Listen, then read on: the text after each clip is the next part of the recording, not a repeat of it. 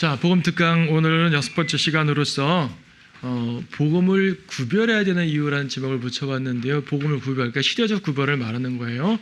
시대적 구별, 교리적 구분을 말하는 건데 이게 또 매우 중요하다는 얘기죠. 자, 우리는 기본적으로 구약, 신약, 환란, 물론 성경에는 좀 더 미묘한 경륜들이 나눠지긴 하지만 크게 말해서 세 가지가 가장 중요합니다. 교리적으로 혼동할 수 있는 부분도 세 가지고요. 되게 구원과 연관해서 그렇죠.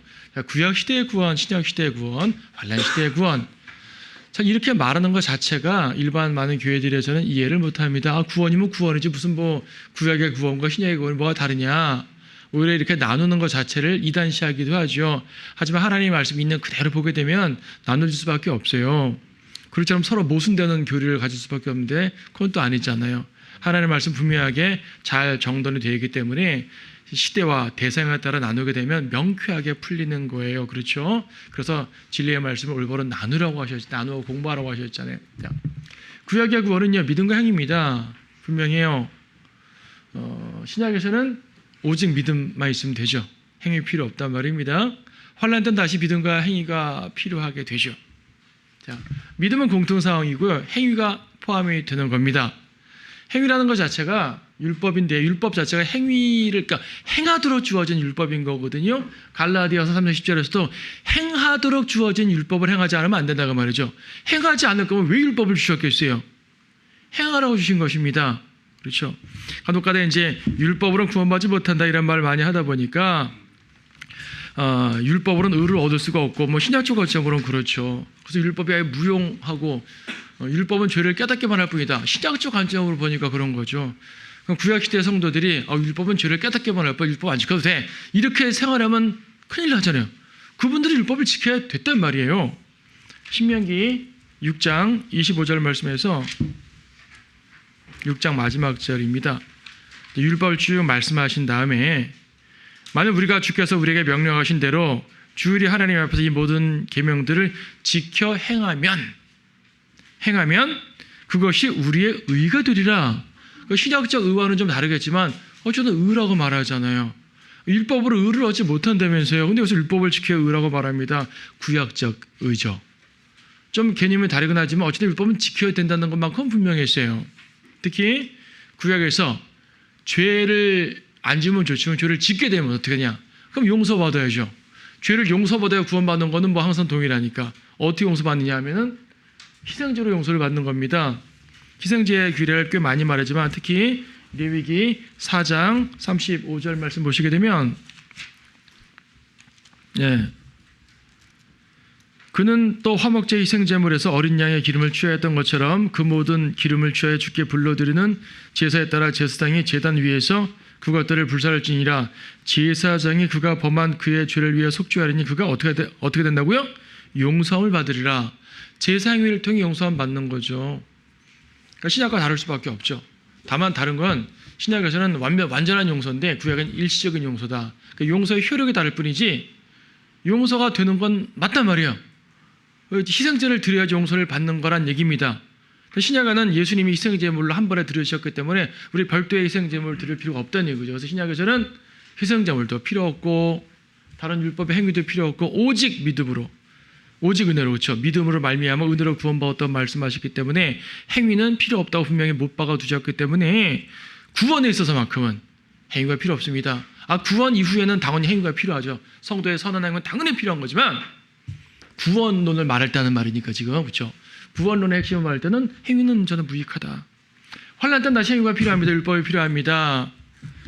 계시록 12장 17절에서 분명히 있는 것처럼 계시록에서 율법과 행위를 말하는 게 두 구절인데 대표적인 게 이 구절이죠. 그러자 그 용이 여인에게 분노하여 여인의 씨 가운데 남은 자들 즉 하나님의 계명들을 지키며 예수 그리스도의 증거를 가진 자들과 싸우려고 나왔더라. 그래서 여인의 씨 가운데 남은 자들은 유대인들 남은 자 대환란 때 남은 땅에 남아있는 유대인들을 말하는 건데 그들이 하나님의 계명 그리고 예수 그리스도의 증거 이제 행위와 믿음을 다 말하는 겁니다.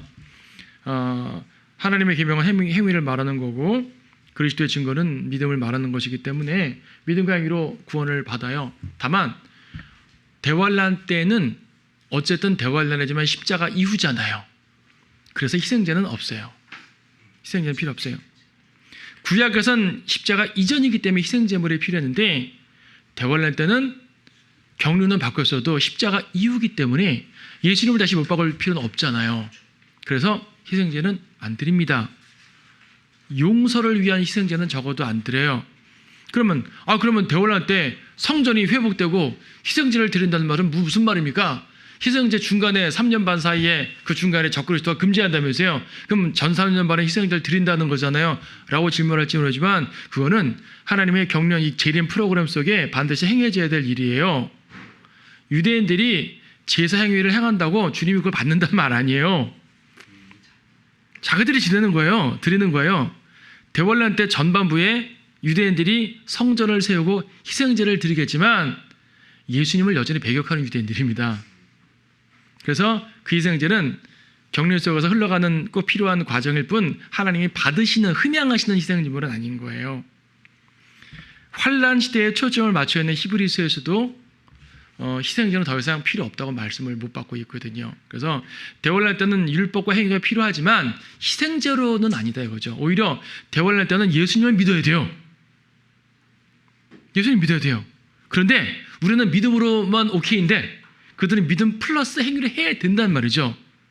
구약은 예수님 안 믿었잖아요. 환란 때는 예수님 믿어야 돼요. 그래서 배교한 유대인들, 예수님을 거절하는 유대인들은 아무리 율법 잘 지켜도 구원 못 받는 거예요. 대환란 때에도 예수님께 돌이켜서 예수를 믿으면서 율법을 지켜야지 구원받는 거예요. 그래서 유대인들이 자기네 민족적 메시아로 받아들여야 될 텐데 예수님을 그죠? 그거 안 하면은 아무리 대환란 아니라 뭐 더한 거라도 유대인들 회복 안 됩니다. 반드시 예수님을 받아들여야 됩니다. 그래서 이제 이 환란을 다루는 상황에서는 희생제를 지킨다는 말은 없죠. 대신 끝까지 견디라는 말이 있습니다. 물론 구원의 영원한 보장이 없어서 끝까지 견디는 거야 구약도 마찬가지일 수가 있겠지만 환란 때 이 부분이 더욱더 강조가 되는 것은 환란 때는 이방인들 가운데 그들의 신앙이 압박받는 상황이에요. 그러니까 구약 시대에는 율법을 지키는 사회예요. 당연히 희생제도 당연히 드리는 거고 정례적인 희생제를 드렸다고요. 환란 때는 이방인들 가운데 억압받는 상태란 말입니다. 이방인들에 의해서 짓밟힌다고 계속했기 때문에 비록 유대인들 독립되어 있다 할지라도 마찬가지거든요. 그래서 환란 때는 기본적으로 고난의 기간이 포인트가 됩니다. 그래서 끝까지 견디라는 말이 더욱더 강조가 되는 것이고 예수님을 믿는 믿음을 버리지 말라. 그러니까 환난 때도 믿음으로 구원은 받아요. 다만 행위로 끝까지 지키지 않으면 구원을 잃어버린다는 말이에요. 그래서 결과적으로 믿음과 행위라고 말하는 거예요. 자, 그래서 이제 신약적으로 말할 때 이걸 구원받았으니까 구원받으면 어떤 지위를 얻게 됩니까? 신약 성도들은 구원받으면 거듭나게 되고요. 그리스도의 몸이 되고 그래서 신부가 되고 구원의 영원한 보장 받죠. 이 부분은 신약 성도에게만 주어지는 특권입니다. 특권. 구약 성도들은 이런 부분 없어요. 구약에도 구원을 받았지만 많은 성도들이 구원을 당연히 받았지만 그들은 거듭나진 않아요. 거듭나면 성령으로 인해서 새로운 피조물이 되는 건데 그렇지 않잖아요. 성령께서 역사하셨지만 그 안에 머물러 사시진 않는단 말이에요. 내주하시진 않는 거죠. 일시적으로 들어올 수는 있지만은 그렇죠? 그래서 구약은 아브라함도 거듭난 분이 아니에요. 그래서 다윗도 거듭난 분이 아니죠. 구원받은 위대한 우리 믿음의 조상이지만 거듭난 건 아니죠. 그분들은 예수님의 신부 아니에요. 예수님의 몸 아니에요. 그렇다고 여러분 무시하면 안 되죠. 당연히 훌륭한 분들이니까. 환난 때도 마찬가지죠. 자, 이렇게 시대에 따라서 다릅니다. 그래서요, 아무래도 우리가 복음을 전하는 많은 부분에서는 이 부분이 핵심이죠. 어쨌든 우리는 신약 성도잖아요.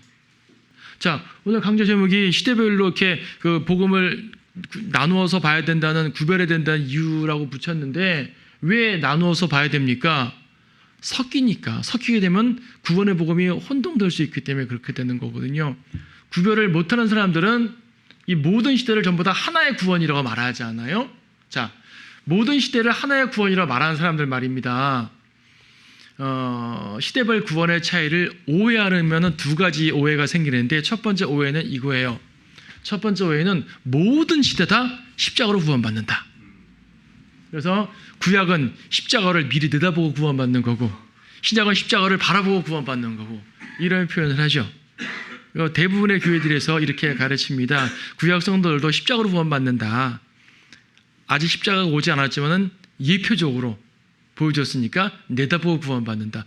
여러분 예표는 구원 못 받습니다. 예표는 지나고 나서 실체를 본 다음에 보니까 그게 예표였구나 하고 아는 거지. 아직 실체가 오기 전에는요 이게 예표인지 몰라요. 희생제물은 십자가의 예표죠.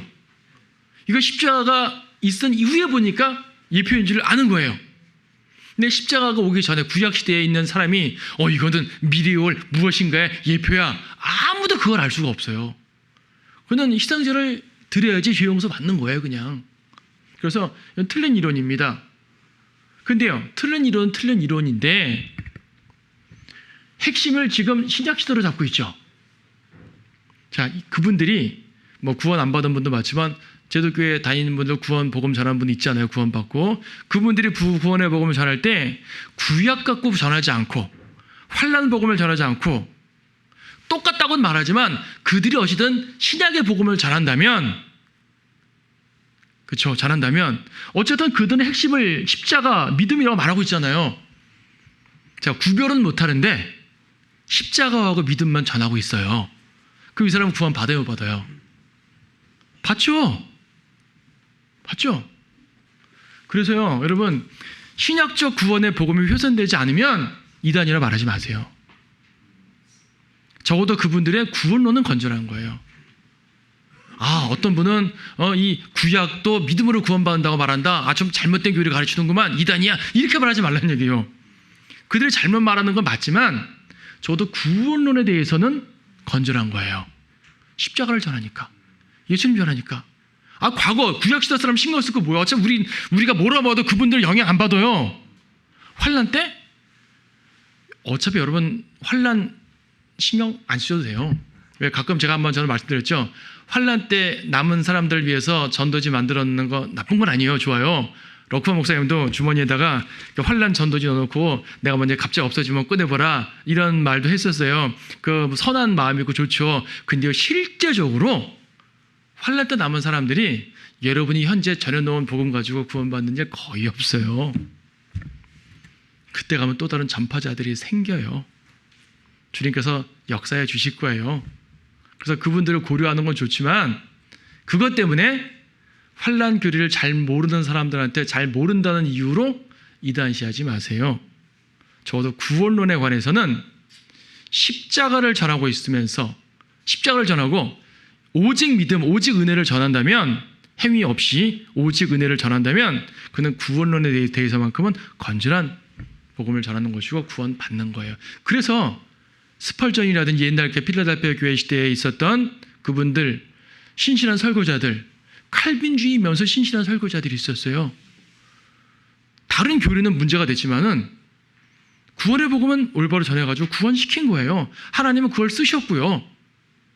그러니까 이 부분들에 대해서 필요 이상으로 이단시하지 마세요. 그러면 괜찮은 겁니까? 또 괜찮은 것도 아니에요. 왜 괜찮은 게 아니냐면 구원론만 건전한 거지 종말론에서 문제가 생기거든요. 종말론에서 치명적인 오류가 생겨요. 이렇게 되면 교회와 이스라엘을 구별하지 않잖아요. 구별하지 않게 되면 무천년주의가 되는 거예요. 무천년주의가 되면요 예수님 재림 안 기다리는 것이고요. 천인왕국도 부정하게 되는 것이고요. 휴거도 소망하지 않게 되는 것이고요. 많은 문제가 생겨요. 더 큰 문제는 뭐냐면 이거예요. 모든 시대의 구원을 섞어가지고 십자가로 설명하면 그나마 괜찮은데 모든 시대의 구원을 섞어가지고 행위를 강조하는 사람들이 있어요. 이건 이단교리예요. 이건 안 돼요. 이건 절대 어떤 면도 인정할 수가 없어요. 이건 이 자체가 이단교리라니까요. 구약과 환난의 교리가 신약적 구원의 복음, 즉 은혜의 복음을 훼손시키고 있잖아요. 복음이 섞여 있잖아요. 그래서 예수님을 전한다고 하면서도 끝까지 견뎌야 된다는 둥, 행위가 있어야 된다는 둥, 이런 사람들은 사도 바울이 갈라디아에서 말한 다른 복음인 거죠. 이단 교리예요. 그렇죠? 그러니까 시대별 구원의 차이를 오해하게 되면 상당히 문제가 되고 심지어 이단 교리까지 될 수가 있다. 그래서 시대별 구원을 우리가 구분해서 올바른 복음을 전하는 것이 필요하다. 우리가 이제 은혜의 복음이라는 말 자주 강조하지만은 은혜의 복음으로 구원받았습니다라고 말하면은 인정해 드리는 것이 이런 것들 구별해서 십자가로 구원받았다고 본인이 말하는 거기 때문에 이해를 하는 거예요. 자, 그래서 이제 좀 전에 믿음과 행위로 구원받냐, 믿음으로 구원받냐 할 때 믿음은 다 동의를 하잖아요. 행위가 들어가냐 안 들어가냐의 차이죠. 그럼 믿음 자체는 어떻게 다릅니까? 같습니까? 라고 질문할 수가 있죠. 행위에 대해서는 교회 시대는 행위가 없고 다른 시대는 행위가 있다. 오케이, 이해됐어요. 그럼 믿음은요? 믿음은 다 똑같습니까? 아니면 구약의 믿음과 신약의 믿음이 다릅니까? 믿음의 차이는 없습니까? 여기에 대해서도 사람들의 논란이 좀 있습니다. 이거 우리가 다른 시간에도 한번 이단 용어 시간에도 한번 다룬 적이 있지만 한번 간단하게 복습하는 경험으로서 더 확인해 볼 필요가 있어요. 자, 믿음에 대한 본질과 오해. 믿음이 뭡니까? 믿음의 본질은요, 하나님을 인정하고 그분을 신뢰하는 거예요. 우리가 열시성경 공부도 간단히 이 말을 주면 나왔었는데 하나님을 인정하는 거예요. 하나님의 존재를 인정하고 그분의 능력을 인정하고 그분의 지혜를 인정하고 그분의 구원을 인정하는 거예요. 하지만 인정만 하고 끝나면 됩니까? 내가 그분을 받아들여야 되잖아요. 신뢰하는 거예요. 인정과 신뢰가 갖춰져야지 진짜 믿음입니다. 팩트에 대한 믿음과 신뢰하는 믿음이 합쳐져야지 완성된 믿음이에요. 히브리서에서 말씀하고 있죠. 하나님께 나아가는 자는 그분이 존재하시는 것과 그분이 자기를 열심히 찾는 자들에게 보상하시는 분임을 믿어야 할지니라. 믿어야 하느니라. 자, 존재하시는 걸 믿으란 말은 그분의 존재 자체를 믿어야 되는 거고 하나님의 능력, 하나님의 지혜, 하나님의 의, 하나님의 자비, 하나님의 구원이라는 사실, 팩트를 믿으란 얘기예요. 그래서 성경에 기록된 그대로 믿는 거죠. 아, 하나님이 그렇게 하셨구나. 예수님이 무리를 걸었다면 걸은 걸로 믿는 거예요. 예수님이 죽고 부활하셨다면 부활하신 걸로 믿는 거예요. 그대로 써있는 대로 믿는 거죠. 사실을 사실로 인정을 하는 거예요. 창조주를 그대로 인정하는 거예요. 하지만 창조주를 인정했다고 구원받지는 않잖아요. 그렇죠? 하나님의 존재를 인정한다고 구원받는 게 아니죠. 세상 사람도 하나님의 존재를 인정하는 사람 생각보다 많습니다. 하지만 그들 구원 못 받죠. 왜? 사실에 대한 믿음으로 끝났기 때문이에요. 하기야 아예 안 믿는 것보다 하나님의 존재 자체를 부정하는 것보다 낫죠. 하지만 하나님의 존재를 인정한다는 것만으로 구원받지 못하죠. 그분이 구세주이심을 인정하고 내 죄 때문에 죽으셨다는 사실을 인정하되 객관적 인정으로 끝나면 안 되고 그분께 나를 의탁해야 되는 거죠. 그분께 나를 의탁하는 거예요. 신뢰하는 거예요. 구원 문제에 있어서, 기도 응답의 문제에 있어서, 우리가 살면서 주님께 보호받는 다양한 문제에 있어서 신뢰하는 거예요. 이건 구원에 대한 개념과 구원 이후에 대한 개념이 기본 개념은 같아요. 신뢰. 여러분이 구원받은 건 십자가의 피가 우리의 죄를 다 씻는다라는 사실을 인정함과 동시에 그래요? 그 피가 내 죄를 씻어요? 그럼 그 피 나한테 적용할래요. 나한테 적용을 해야죠. 그 피가 다른 사람한테 적용하면 소용없습니다. 나한테 적용돼야 됩니다. 나한테 적용되는 게 뭐예요? 영접하는 거잖아요. 내가 예수님을 나의 주님으로 구주로 영접합니다. 내가 내 구주를 믿겠습니다. 이게 신뢰예요. 십자가의 피를 신뢰해야지 내 행위가 아니라 십자가의 피를 신뢰해야지 구원받는 거죠. 구원 이후에 우리 모든 삶에서도 마찬가지잖아요. 나의 능력이 아니라 주님의 능력을 인정하고 그 능력에 나를 의탁하는 거예요. 그래야지 응답을 받고 보호를 받는 거죠. 그래서 믿음의 본질은 신뢰입니다. 객관적 팩트와 더불어서 신뢰까지 가야지 믿음의 본질이 돼요. 이 믿음의 본질 자체는 구약과 신약이 다르지 않아요. 동일해요. 믿음의 본질 자체는 구약과 신약이 동일합니다. 하나님을 신뢰하는 거. 구약 성경에는 faith, 믿음이란 말이 딱 두 번밖에 안 나와요.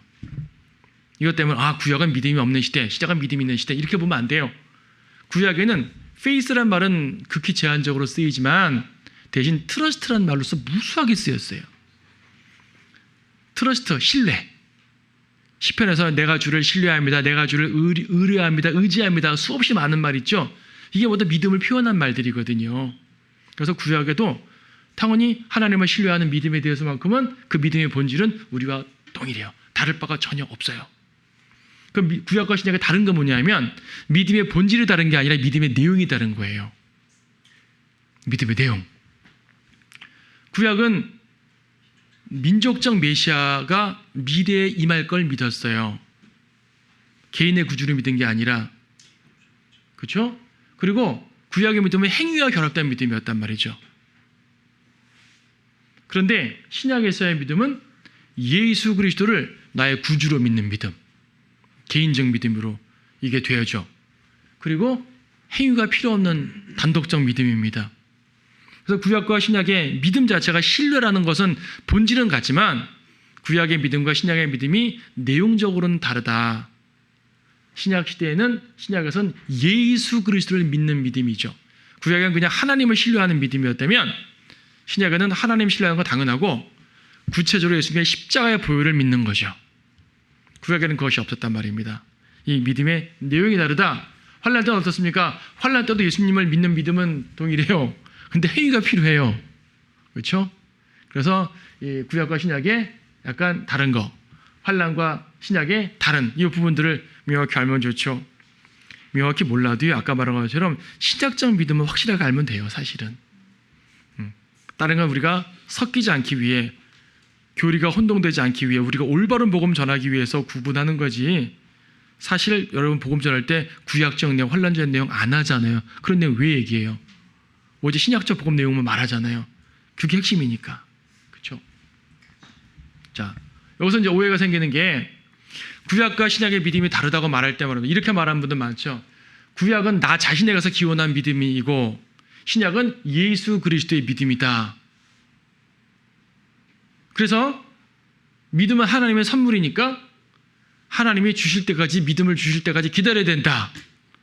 이런 주장들이 최근에 종종 많이 나오고 많은 분들이 이 주장에 혼동하는 경우가 많이 있단 말입니다.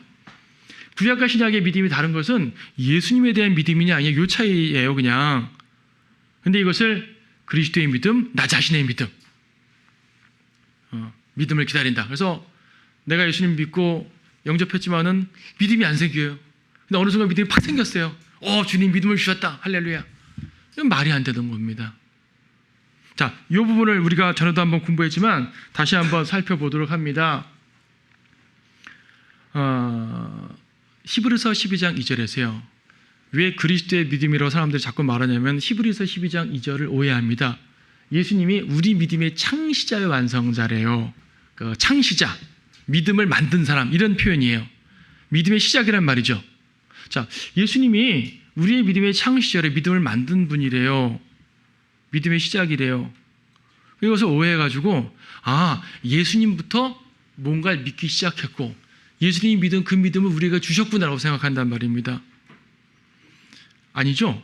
예수님이 믿음의 창시자라는 얘기는 뭐냐면 우리 믿음의 근거가 되셨다는 얘기예요. 우리 믿음의 근원이 되셨다는 말이에요. 예수님 이전에는 우리의 믿음의 근원이 없었다고요. 그냥 하나님을 신뢰하는 것뿐이었는데 우리가 신적적으로 구원받은 이 믿음, 십자가의 보혈을 믿어서 내 죄가 씻어진다는 그 믿음 말이에요.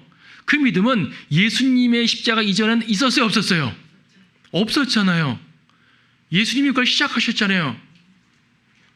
그래서 예수님 우리의 믿음의 창시자란 말은 십자가로서 우리가 믿어야 할 바를 만드신 거예요. 십자가의 구원을 이루신 거죠. 그것을 우리가 예수님으로부터 시작된 그것을 믿고 구원받고 했기 때문에 예수님을 믿음의 창시자라고 말하는 것이지 예수님이 뭔가를 믿기 시작해가지고 그 믿음을 우리에게 주었다라고 보는 것이 아니란 얘기입니다. 우리가 믿을 바를 만드신 거예요. 우리가 믿어야 될 바가 뭐예요? 십자가, 보혈, 그분의 죽음, 그분이 구세주라는 것, 이거잖아요. 십자가의 은혜입니다. 십자가의 은혜. 이건 분명한 교리예요. 자, 또 뭡니까? 로마서 10장 8절. 이거는 에베소 2장 8절과 같이 봐야 되는데 에베소서 2장 8절에서 믿음으로 말미암아 은혜로 구원받았으니 이것은 너희에게서 난 것이 아니요 하나님의 선물이라 할 때 하나님의 선물이라 이 믿음이라고 말하는 부분에 대해서 하는 말이에요. 이거 제가 거기 어디에 우리 지난번 특강 이단 연구에서 믿음 관련된 부분 다룰 때 그 에베소서 2장 8절에서 이것은 두 가지로 해석할 수 있다고 그랬어요. 이 전체 믿음으로 말미암아 은혜로 구원받는다는 그 전체, 이것을 이것이라고 표현할 수가 있고, 또 단어적으로 영어의 문맥만 말할 때는 바로 앞에 있는 단어가 faith이기 때문에 이것은 믿음을 가리킬 수가 있어요. 둘 다 가능해요. 불가능하진 않아요. 그럼 결과적으로 믿음이 선물이란 말이잖아요. 믿음이 선물이란 말 때문에 사람들이 오해를 하는 거예요. 믿음이 선물이면 언제 선물을 주지? 예수님은 구주로 다 믿었는데 아직 믿음이 안 왔어요. 아직 선물이 안 온 거예요. 선물 기다린다는 거죠, 그분들은. 아니죠. 선물을 언제 줬을까요? 또 어떤 분이 이렇게 말합니다. 믿음은 선물이지만 하나님께서는 믿음을 모든 사람에게 주신다. 로마서 1장 보게 되면은 태양이 뜨는 걸 보고도 자연 모든 만물들 통해서도 하나님의 계신 걸 안다 그랬잖아요.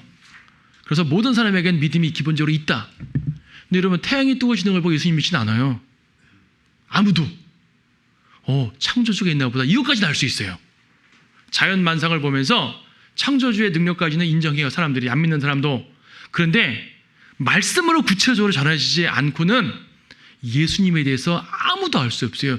어느 누가 해가 뜨고 지는 걸 보고 저녁 노을이 지는 걸 보고 예수님의 피를 느껴요? 불가능해요. 이미 아는 사람들이 볼 때 저건 저런 의미가 있군 라고 말하는 거지, 그거 자체로는 믿음이 주어지는 게 아니에요. 믿음은 언제 주어지는 거예요? 로마서 10장 8절에서 우리가 전파하는 믿음의 말씀이라고 그랬거든요. 우리가 전파하는 10장 8절에 그러나 그것이 무엇을 말하느냐? 말씀이 내게 가까워 내 입에 있으며 내 마음에 있노라 하였으니 곧 우리가 전파하는 믿음의 말씀이라. 우리가 전파하는 믿음의 말씀이래요. 무슨 말인 거 아니? 우리가 말씀을 전할 때 믿을 수 있게 해주시는 거예요. 그러니까 굳이 믿음이 선물이라고 한다면 그 선물을 언제 주시냐면 말씀을 전파하는 것이고 선물을 전달하는 겁니다. 여러분, 로마에서 와서 영생도 선물이라고 그러죠. 그렇죠? 자, 하나님이 여러분의 영생을 주셨어요. 선물로. 언제? 물론 십자가에서 주셨죠. 하지만 구체적으로 여러분들이 그 선물을 언제 받아요? 말씀을 들을 때 받죠. 누군가가 전파할 때, 읽거나 들을 때, 그렇죠? 그때 내가 선물을 받는 건데 중요한 건 내가 거절할 수 있잖아요. 주님은 그때 나에게 선물을 주셨는데 여러분들은 그 선물을 받아들여서 구원받은 거고요. 다른 사람들은 그 선물을 거절했기 때문에 구원받지 못한 거예요. 본질적으로는 십자가에서 주신 것이지만은 여러분 개개인에게는요, 말씀이 전파될 때 선물이 주어진 거라고요. 믿음도 마찬가지예요. 여러분들이 누군가에게 말씀을 전하잖아요. 그럼 믿음을 주는 거예요. 전달해 주는 거라고요. 다시 말해서 믿음이란 어떤 추상자 개체를 주는 거, 믿음이란 놈을 주는 게 아니라 믿을 수 있게 말씀을 전하는 거죠. 믿음의 말씀이라 우리로 하여금 믿을 수 있게 해주시는 말씀이란 말입니다. 그래서 거기 나오잖아요. 14절 그런즉 그들이 믿지 아니한 자를 어찌 부르리요? 듣지도 못한 자를 어찌 믿으리요? 전파하는 자가 없이 어찌 들으리요? 듣지도 못한 일을 어찌 믿으리요? 들으면 믿는단 말이에요. 그러니까 굳이 선물을 주는 시점을 말한다면 복음을 들을 때 선물을 받는 거예요. 복음이 선물입니다. 그렇게 다시 말해서 복음은 믿을 수 있게 주어지는 말씀이란 말이에요. 믿음의 말씀. 근데 그걸 거절해요. 사람들이 선물할 때 오해하는 게 뭐냐면 칼빈주의의 영향 같아요. 불가항력적 은혜라고 생각을 하는 거죠. 하나님의 선물이니까 무조건 받아들인 줄 알아요. 하나님 선물 안 주시면 못 받아들이는 거, 하나님 선물 주시면 받아들인다 이거죠. 여러분 선물 받아보셨죠? 살면서 선물 무조건 다 받았어요? 가끔 거절하는 거 없어요? 없으셨나? 저는 가끔 선물 거절할 때가 있어요. 이거 못 받겠습니다. 그럴 수 있잖아요, 여러분. 선물은 받을 수도 있고 거절할 수도 있는 거예요. 하나님의 선물이라는 것이 불가항력적이라는 말이 아니거든요.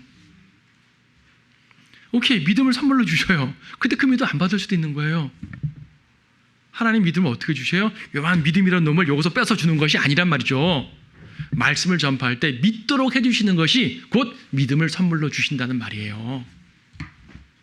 그러니까 결과적으로는 내 책임이죠. 받아들이고 안 받아들이고.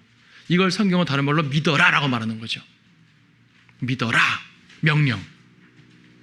명령에 거절하면 안 믿고 구원 못 받는 거고, 명령에 순종하면 믿고 구원 받는 거죠. 그래서 믿음이라는 것은 그런 겁니다. 주님께서 우리에게 믿을 수 있도록 하나님 말씀을 주시는 거예요. 자, 신약시대에는요, 말씀이 기록됐잖아요. 성경 완성됐잖아요. 말씀을 통해 믿음이 전달되는 겁니다. 이처럼 구약시대에는요, 구약시대에는 모든 사람들 다 우리처럼 성경 읽지 못했어요. 성경 한 권 갖고 있지 못했거든요. 성경 구절들 조금씩 갖고 있었죠. 신명기 같은 거. 그분들은 들어서, 결국 말씀을 들은 거 맞네요. 구약에도 말씀으로 선물 주신 거 맞아요. 그러니까 물론 말씀말은 아니었죠.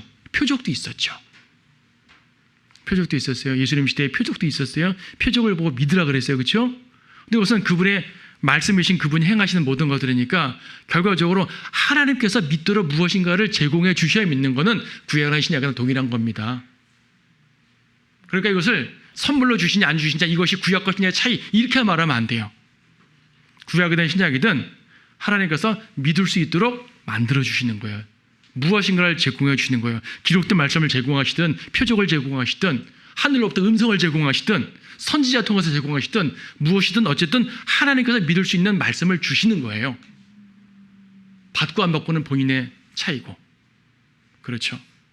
그래서 선물로 주시는 것 때문에 신약적 믿음이고, 구약은 선물로 주시는 것이 아니니까 구약적 믿음. 이 개념은 아닌 거예요. 이해되셨죠? 그럼 구약과 신약의 믿음 차이는 뭐라고요? 예수님을 믿는 믿음이 아니에요. 이 차이밖에 없어요.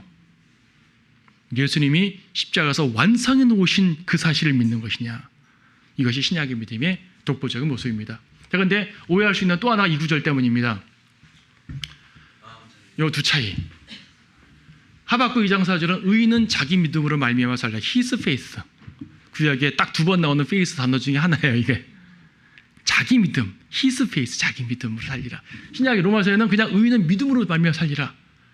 이 두 차이를 교리적 차이로 설명하느라고 꽤 많은 노력들을 합니다. 네. 이 두 구절이 교리적 차이라는 말에 기본적으로 전 동의해요. 기본적으로는 동의하는데 이런 거예요. 경륜적 차이가 있거든요. 구약의 믿음, 신약의 믿음, 경륜의 차이가 좀 없지 않아 있죠. 하박국에서 자기 믿음으로 살리라. 구약적 믿음은 단지 하나님을 신뢰하는 믿음인 거고요. 신약적 믿음은 거기다가 그리스도를 믿는 믿음을 하나님 선물로 믿음의 말씀을 주셨겠으니까, 이렇게 해서 구약과 신약을 구분하는 건 좋아요. 인정해요. 럭한 목사님도 이런 식으로 로마서 주석 설명하고 있고요. 저도 제가 예전에 로마서 강의할 때 로마서 1장 강의를 들어보니까 저도 이렇게 설명했더라고요. 그때는 주석서를 보고 강의를 했기 때문에 설명했더라고요. 근데 기본적으로는 틀린 게 아니니까 이것 때문에 오해하면 안 되죠. 이것 때문에 이제 아까 박 어쩌고 가수가 말하는 것처럼 믿음을 기다릴 때 해야 된다, 그런 말은 당연히 아니고, 선물이란 말도 아까 말한 그 개념으로 이해하시면 되니까 문제 자체는 안 돼요. 이 설명 자체가 문제는 안 되는데, 그런데요, 이것이 필요이상으로 교리적으로 가져가니까 혼동이 나오는 건 사실이에요. 저는 약간 다른 관점으로 여러분의 설명을 드리고 싶어요. 좀 더 쉬운 관점으로 한번 이해를 해봅시다.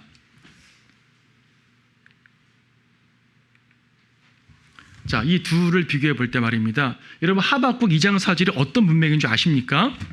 하박국 2장 4절의 문맥을 보게 되면요, 하박국은 3장까지밖에 없는 책인데, 하박국은 이제 마지막 그 유다의 멸망기의 선지자입니다. 바빌론이 막 침공이 오는 거예요. 바빌론의 침공이 오는데 사실 하박국은 유다의 죄를 하나님께 고발하고 있어요. 이렇게 악한 민족을 왜 가만두십니까? 심판도 안 하시고. 그러니까 하나님께서 걱정 마, 내가 바빌론 불러 들어와가지고 유다 심판해버릴 거야 라고 말합니다. 하박국이 또 기도하죠. 아니 하나님, 유다를 벌하시는 건 좋은데 왜 하필이면 유다보다 더 악한 바빌론을 통해 심판하시려고 하십니까?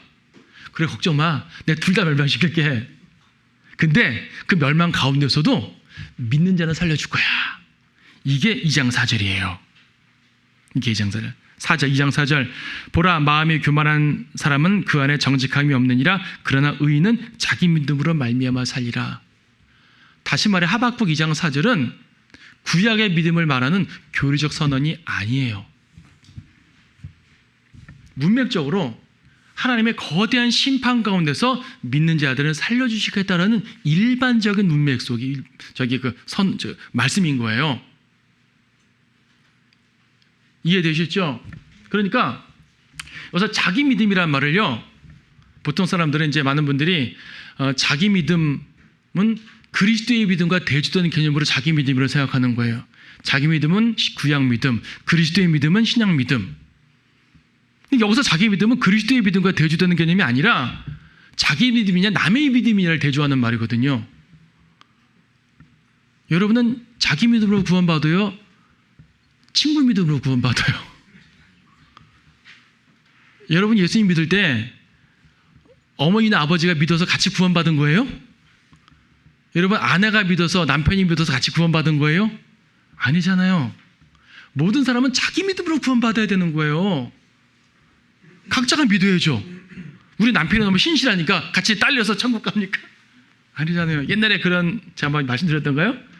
옛날에 어떤 분이 복음자 남편분한테 선생님 예수 믿고 구원받으십시오 했더니 저는요 우리 마누라가 워낙 잘 믿으니까 천국 갈 때 우리 마누라 치맛자락 붙들고 올라갈 겁니다.